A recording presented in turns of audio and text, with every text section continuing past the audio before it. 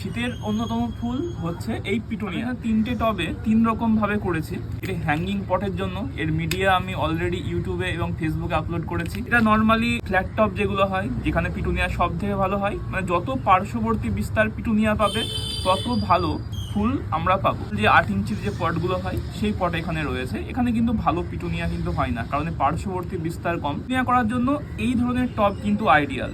পিটুনিয়ার পার্শ্ববর্তী বিস্তার বেশি হয় এবং শিকড়েরও কিন্তু বিস্তার খুব নিচে যায় না, একটা লেন্থ নিচে থাকবে। এইরকম পট কিন্তু পিটুনিয়াতে না দিলেও চলে, মানে নর্মাল এরকম ফ্ল্যাট টবে খুবই ভালো পিটুনিয়া হয়। এই সময় কিভাবে গাছকে আমরা দ্রুত বাড়াতে পারি, দুটো খাবার আমরা অল্টারনেট করে ফুল আসার আগে পর্যন্ত ব্যবহার করতে পারি। প্রথম খাবার হচ্ছে ডিএপি, ডাই অ্যামোনিয়াম ফসফেট। এর মধ্যে রয়েছে 18% নাইট্রোজেন এবং 46% রয়েছে ফসফরাস, যা গাছকে খুব দ্রুত বড় করে এবং গাছকে খুব তাড়াতাড়ি ঝোপালো বানিয়ে দেয়। এই যে আমার অস্ত্র, এটা দাদু ব্যবহার করতো যখন মাঠে চাষাবাদ করতো, এখন আমি করি। এরকম করে জাস্ট হালকা করে চারিপাশটা আমি খুঁড়ে নেব। এইভাবে কিন্তু পাশগুলো খুঁড়তে হবে, গোড়াতে যেন কোনো রকম ভাবে আঘাতপ্রাপ্ত না হয়। আমার কাছে যে দানার ডিএপি আছে সেটা কিন্তু ছোট দানার ডিএপি, মোটা দানা কিন্তু নয়। অনেকের কাছে মোটা দানা থাকে, কারো কাছে ছোট থাকে।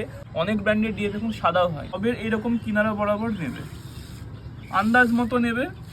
মোটামুটি এটা ধরো 8 ইঞ্চি পটে রয়েছে, ওই 3 গুণ দানা ডিএপি আমি এখানে প্রয়োগ করছি। যেহেতু একটু বড় হয়ে গেছে, খাবার টানা শুরু করেছে, বেশি হলেও তেমন কিন্তু সমস্যা নেই। শীতের গাছের অমৃত তরল সরিষার খোল ভেনো জল, দারুণ সুগন্ধ। পিছনের ক্যামেরাম্যান মাঝে মধ্যে অজ্ঞান হয়ে যাচ্ছে, তবুও আমার কোনো গন্ধ লাগে না, যেহেতু আমি কাজ করি। সপ্তাহে 1 দিন করে দেবো।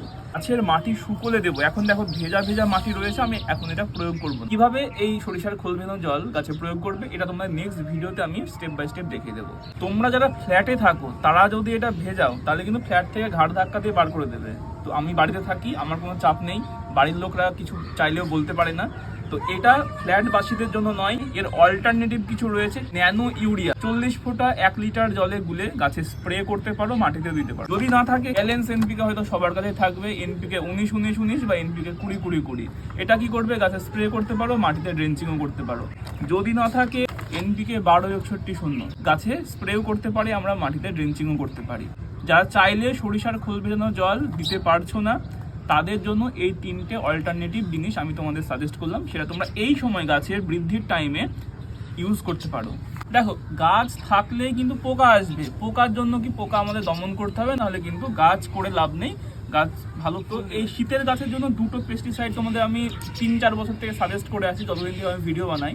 একটা হচ্ছে কাকা আর একটা হচ্ছে সুপার সোনাটা। কাকা এবং ভাইপো দুটোকে যদি অল্টারনেট করে দাও